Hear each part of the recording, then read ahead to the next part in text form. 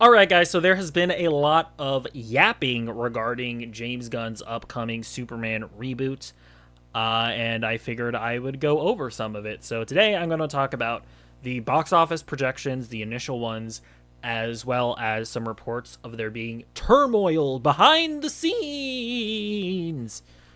So yeah, let's get into it. So, as of right now, the initial box office projections are for Superman to make $154 million to $175 million in its opening weekend. Now, I do believe that they mean like domestic opening weekend and not worldwide, because generally speaking, when you're talking about its 3-day opening weekend, they're always just talking about domestic because it's kind of pointless to analyze worldwide opening weekends because different movies open in different markets. So this just it doesn't make sense to compare those. It's not until you talk about overall just how much money in general it made do you then take all of those other revenues into account. Anyways, that's boring and nobody cares about that.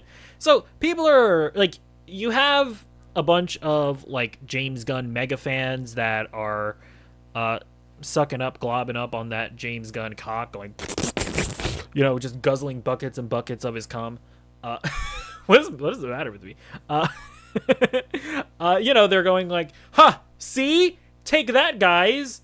This movie's gonna be amazing and awesome, and it's gonna make all of the money in the world. Take that, Snyder Bros. But the reality is that I just wouldn't get too excited about this just yet.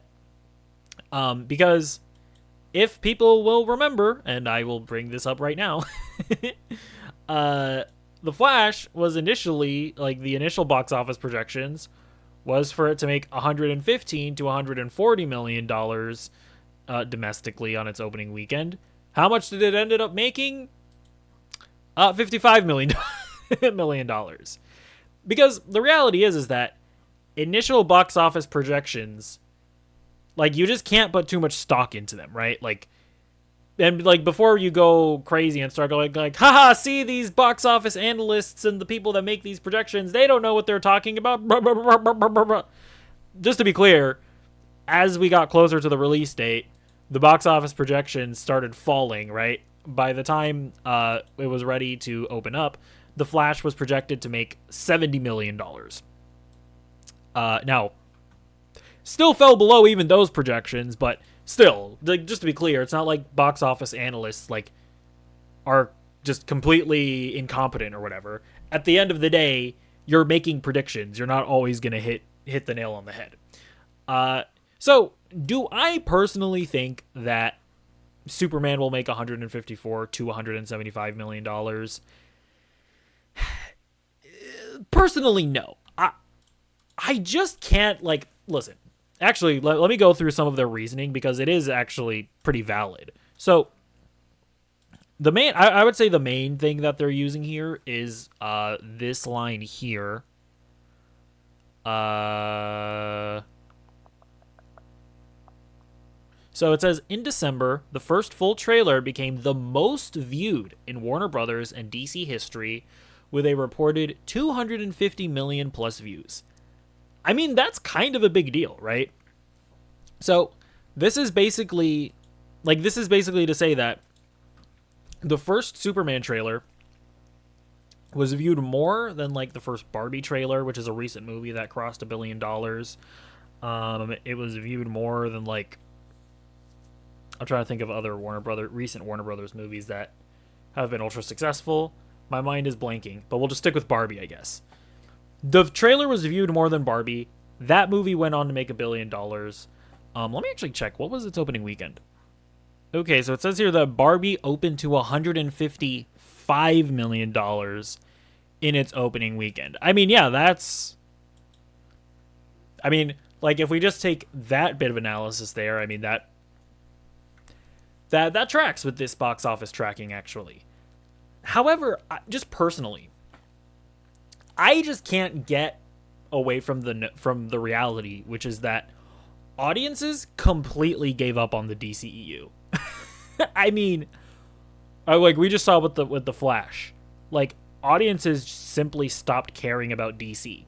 Now, yes, the Batman was very successful, but personally, I feel like Batman and Spider-Man are like two characters that are probably just going to be impervious to whatever the overall trends of interest are when it comes to comic book movies. And I just think that as of right now, general audiences, only really care about Spider-Man and Batman, or, you know, stupid like crossover nostalgia bait movies like Deadpool and Wolverine, or the upcoming Avengers movie, which is going to bring back all the Fox X-Men. So I like Superman. I don't think that Superman. I don't think that people care as much about Superman as they do Spider-Man and Batman, and it's not a nostalgia bait movie, right? Like people will bring up, oh, but it's using the John Williams score. Blah, blah, blah, blah, blah. Audiences don't care about that. What audiences care about are, oh, is Christian Bale coming out of a portal and is he going to stand there silently for 15 seconds because they know that audiences are going to be clapping in the theater? Unfortunately, that's what audiences care about right now. I mean, that's just what the box office tells us. So I just find it hard to believe that Superman is going to make that much money in its opening weekend. If I had to put a number to it, I would say between 90 and 110 million dollars, just because the trailer numbers don't lie. Like clearly a lot of people watched it, a lot of people were interested in checking the trailer out. However, at the end of the day, is that going to translate to all of those people actually at the end of the day going, I know I don't care about DC anymore, but I'm going to go watch the Superman movie? I don't think so. But hopefully I'm wrong. Personally, by the way, just so in case people get the wrong idea, I'm very excited for this movie. I think James Gunn is a great filmmaker. I like all of his movies. I like all of his, shows and whatnot. So, well, all the ones that I've seen. I admittedly haven't watched his stuff before Guardians. So I'm excited. I just think that a lot of people have written DC off. And I'll say this as well. I don't think that this movie needs to make $1 billion or anything in order for Warner Brothers Discovery to view this as a success. Because the main important thing that needs to happen is Superman needs to be a great movie. The people that watch it need to come out of the theater going like, damn, that was great. And they need to go out into the world and tell their friends and family, damn, Superman was really great. Because the only thing that's going to bring, and by the way, the same thing applies for Marvels and Thunderbolts, which recently underperformed. That I think that Marvel should consider Thunderbolts a win, because those of us that watched it, however few of us that there may be, we came out of it going like, damn, that was actually really good. If Fantastic Four can come out, and we're all going, holy shit, that was really great. Like they're really setting up Avengers Doomsday. And then if Avengers Doomsday and Secret Wars hit, along with Spider-Man, and they have a streak of quality projects that are pushing forward an overall narrative that we care about, that's the important thing. And the same goes for Superman. Like, Superman has to be great. Lanterns has to come out and be, like, maybe not as good as, like, the Penguin. That might be too high of a bar. But it needs to be really high quality. Supergirl has to come out and be great. And then whatever comes out after that. So that's the thing. Like, okay, like, so I guess just to wrap this conversation up.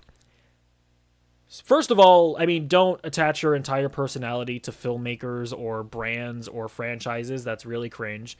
But if you are a Snyder bro, or if you are a James Gunn cultist or whatever, like, whether or not this movie makes $150 million at the box in its opening weekend, or if it doesn't make $1 billion, really the only thing that, in my opinion, like is like the thing that it needs to do is it needs to be a great movie. It can slightly underperform, like if it makes like $500 million or $400 million. I think that they should be concerned, but still, move forward with the DCU. But even if it makes a lot of money, but is really bad, that's not, and people generally speaking are either divided or don't like it, then I think they should be concerned about that. So there's my attempt at having a nuanced perspective on that, I guess. All right, so let's move on to some of the other topics of conversation. So this article came out from the website World of Real. that talked about some potential struggles that Superman is facing behind the scenes. So let's go through this article here. Superman faced major changes after test screenings, reshoots, less humor, shorter runtime, new editor, and composer. After today's reveal of the Superman runtime, the real story might be what's happening behind the scenes. I started asking around and uncovered that the road to release has been anything but smooth for DC Studios' flagship reboot.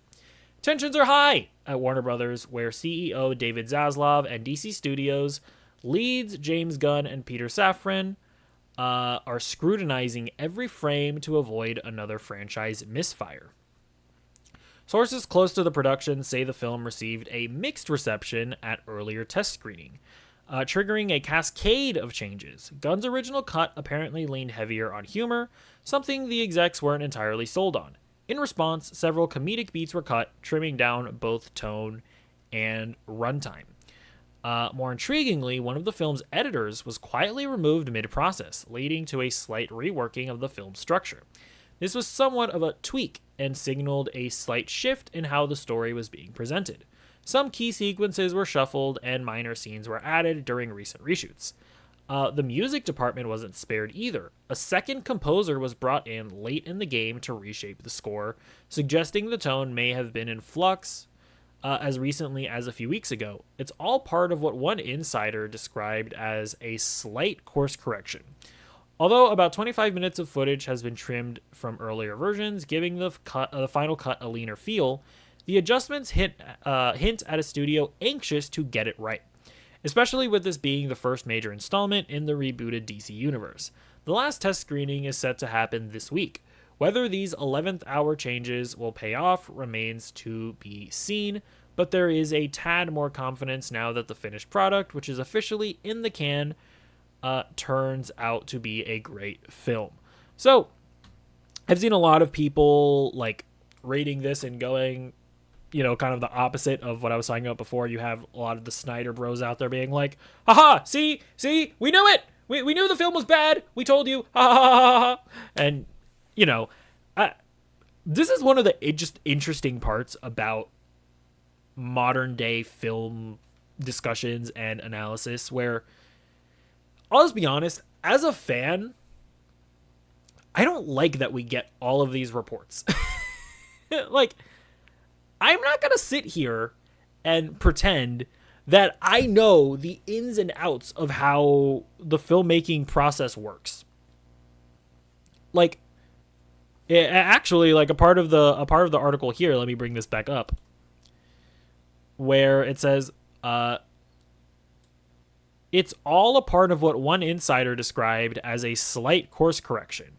Like, it's entirely possible that most big blockbuster movies have processes that are like this, where they have test screenings give them certain reactions, then they change things. I don't know. I don't know that it's necessarily indicative of it being this disastrous process and situation. And so, personally, I'm not going to read this and go, oh my god, the sky is falling!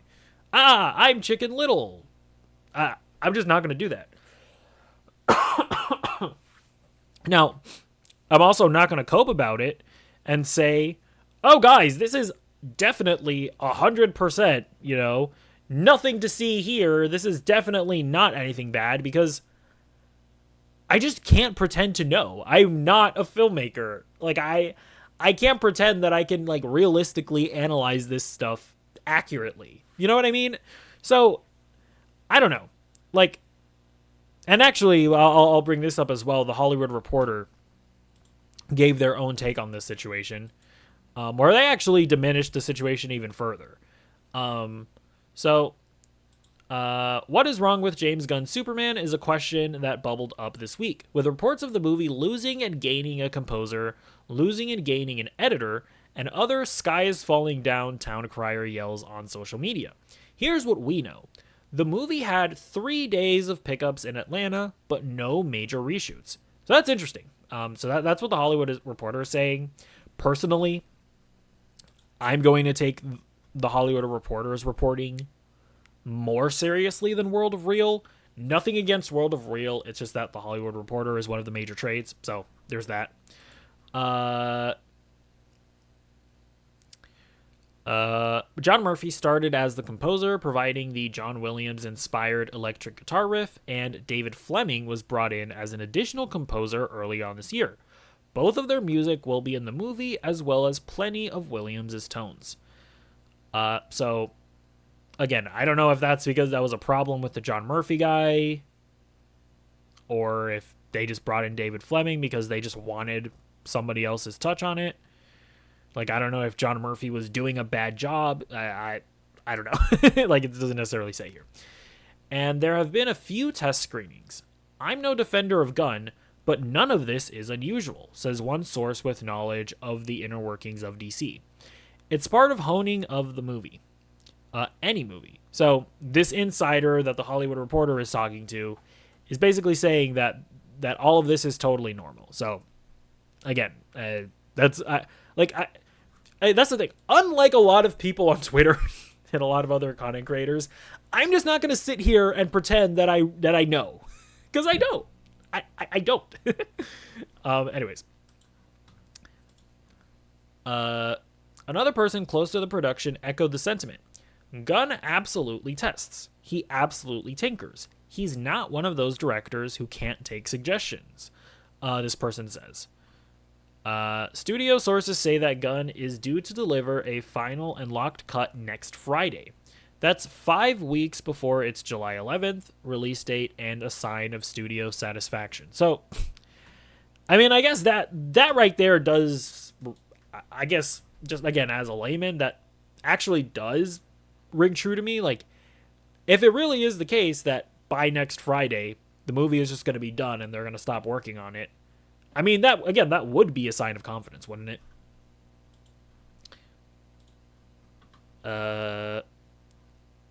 Okay, and so that's basically all the Hollywood Reporter had to say about the situation.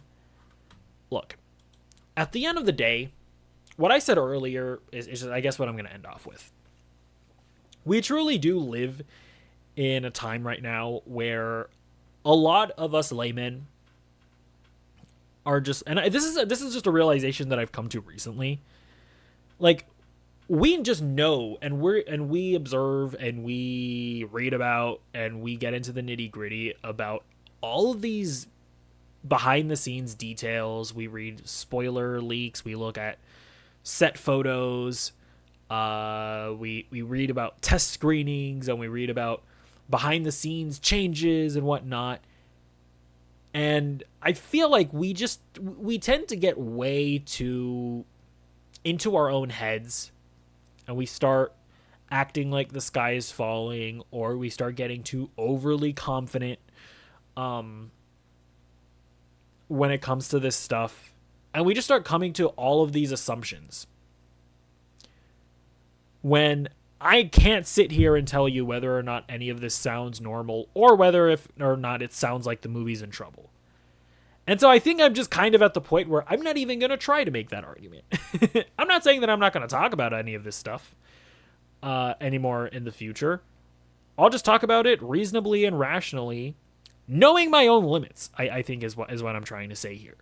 And what I'm just going to say is that you're not going to know if Superman is good or bad until you watch it for yourself. Until July 11th, I think, is when it's coming out.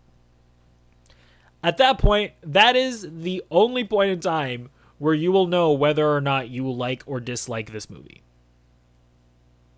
Not because early test screenings say it's bad, or early test screenings say it's good, or whether or not James Gunn is confident, whether or not DC Studios is confident, whether or not they changed a composer, whether or not they did reshoots. None of that is going to change whether or not the movie is good. And I know, and again, and I just want to be hyper clear about this. This is not me trying to cape for Superman specifically. I'm also just kind of getting jaded by all the conversations regarding Marvel or Star Wars or any other big franchise where we hear about behind the scenes scuffling and shuffling and hustling and bustling. So, anyways, that's what I have to say. Let me know what you think in the comments down below. Also, be sure to subscribe to the channel, like the video, do all the things that YouTubers tell you to do at the ends of their videos, and goodbye.